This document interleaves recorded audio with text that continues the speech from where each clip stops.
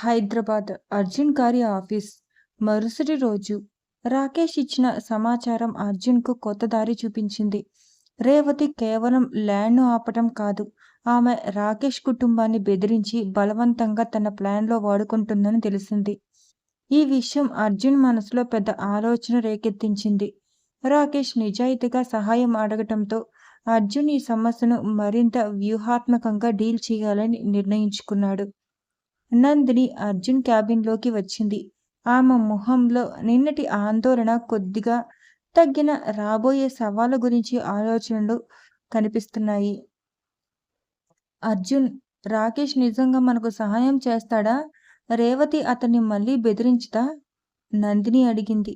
ఆమె గొంతులో చిన్న సందేహం. అర్జున్ తన టేబుల్‌పై ఉన్న పేపర్‌ను పక్కన పెట్టి నందిని వైపు చూశాడు.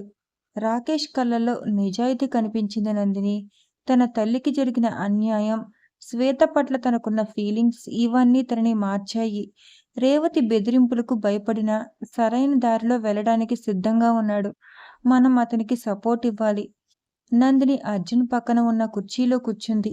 నువ్వు చెప్పింది నిజమే. కానీ రేవతి చాలా తెలివైనది. మనం చాలా జాగ్రత్తగా ఉండాలి. ఖచ్చితంగా.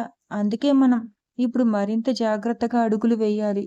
రాకేష్ మనకు తెలియకుండా రేవతి దగ్గర నుంచి ఎలాంటి సమాచారం తీసుకురాగలడో చూడాలి.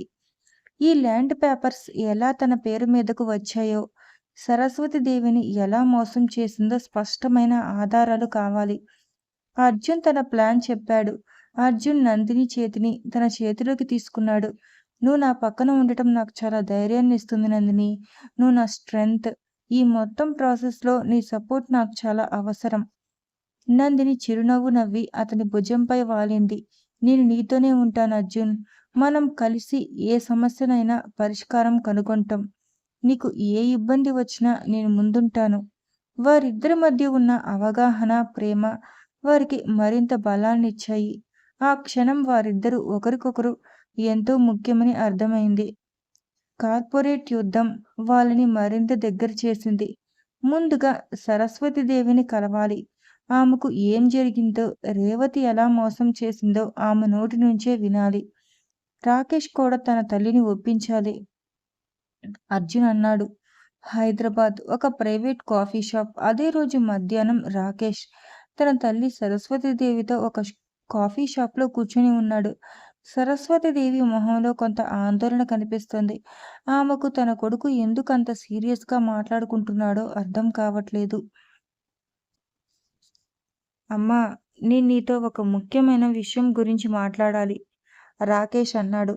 అతని గొంతులో తీవ్రత. సరస్వతీదేవి కంగారు పడింది. ఏం నాయనా అంత సీరియస్‌గా ఉన్నావు? అంతా బాగానే ఉంది కదా? అమ్మా! ఆ ల్యాండ్ గురించి. అది ఇప్పుడు రేవతి అత్తయ్య పేరు మీద ఉంది కదా! రాకేష్ నేరుగా విషయం చెప్పాడు. సరస్వతీదేవి ఒక్కసారిగా షాకయ్యింది. అవును నాయనా! మన కష్టాల్లో ఉన్నప్పుడు రేవతి మనకు సహాయం చేసింది. దానికి కృతజ్ఞతగా తాత్కాలికంగా ఆ ల్యాండ్‌ను తన పేరు మీదకు మార్చమని అడిగింది. నాకంతగా తెలియదు నాయనా! తనంటే నాకు చాలా నమ్మకం. తర్వాత తిరిగి ఇచ్చేసిందని చెప్పింది. అమ్మా! అది తాత్కాలికం కాదు. ఆవిడ ఆ ల్యాండ్‌ను తిరిగి ఇచ్చే ఉద్దేశం లేదు. అంతేకాదు ఆవిడ ఆ ల్యాండ్‌ను అడ్డుపెట్టుకుని అర్జున్‌ను ఇబ్బంది పెడుతుంది. వరుణ్ ప్రాజెక్ట్‌ను ఆపాలని చూస్తుంది. రాకేష్ నిజం చెప్పాడు. సరస్వతీదేవి మొహం పాలిపోయింది. ఏంటి నాయనా నువ్వు చెప్పేది? రేవతి అలా చేస్తుందా? నాకస్సలు తెలియదే. ఆవిడ చాలా నమ్మకస్తురాలు అనుకున్నాను. నన్ను మోసం చేసిందా? ఆమె కళ్ళల్లో కన్నీళ్లు నిండాయి. అవునమ్మా! ఆమె మిమ్మల్ని మోసం చేసింది.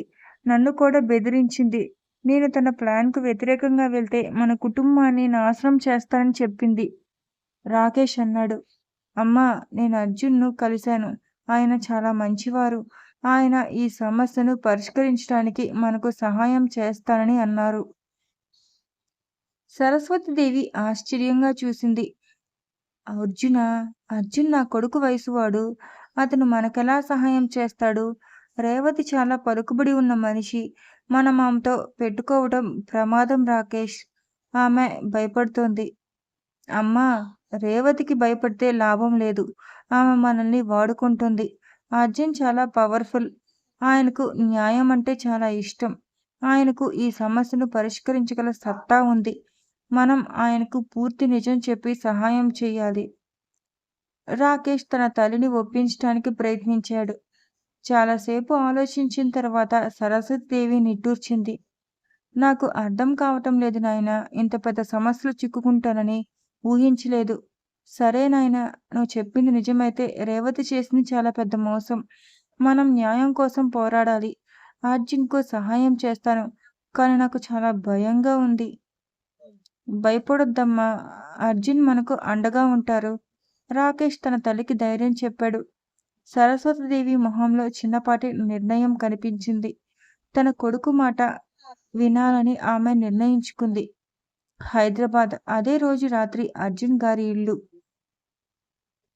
అర్జున్, నందిని ఇద్దరూ హాల్లో కూర్చుని ఉన్నారు. రాకేష్ నుంచి ఫోన్ వస్తుందేమోనని ఎదురు చూస్తున్నారు. కొద్దిసేపటికి అర్జున్ ఫోన్ మోగింది. రాకేష్ నుంచి కాల్. అవును రాకేష్, ఏం జరిగింది? అర్జున్ వెంటనే కాల్ లిఫ్ట్ చేశాడు. సార్, నేను మా అమ్మతో మాట్లాడాను. ఆమె చాలా షాక్ అయ్యింది. రేవతి అత్తయ్య చేసిన మోసం గురించి తెలిసింది. ఆమె మీకు సహాయం చేయటానికి ఒప్పుకుంది. రాకేష్ సంతోషంగా చెప్పాడు. అతని గొంతులో ఒక బరువు దిగినట్లు అనిపించింది. చాలా మంచి వార్త రాకేష్. సరస్వతీదేవి అంగీకరించడం చాలా ముఖ్యం. రేపు ఆమెను నేరుగా కలవటానికి నేను ఏర్పాటు చేస్తాను. మీరిద్దరూ దయచేసి అపాయింట్మెంట్కు రండి, అర్జున్ అన్నాడు. తప్పకుండా సార్. రేపు నేను అమ్మతో కలిసి వస్తాను, రాకేష్ అన్నాడు. కాల్ కట్ చేసిన తర్వాత అర్జున్ నందిని వైపు చూసి నవ్వాడు. చూశావా నందిని, మన మొదటి అడుగు విజయవంతమైంది. సరస్వతీదేవి సహాయం చేయటానికి ఒప్పుకుంది. నందిని మొహంలో సంతోషం వెల్లివిరిసింది. చాలా సంతోషం అర్జున్. ఇక రేవతి ఆటలు సాగవు. రాకేష్ కూడా మనకు సహాయం చేస్తున్నాడు. కాబట్టి మనం చాలా బలంగా ఉన్నాం. అర్జున్ నందిని దగ్గరగా తీసుకున్నాడు. అవును నందిని, కానీ రేవతి అంత సులువుగా లొంగదు.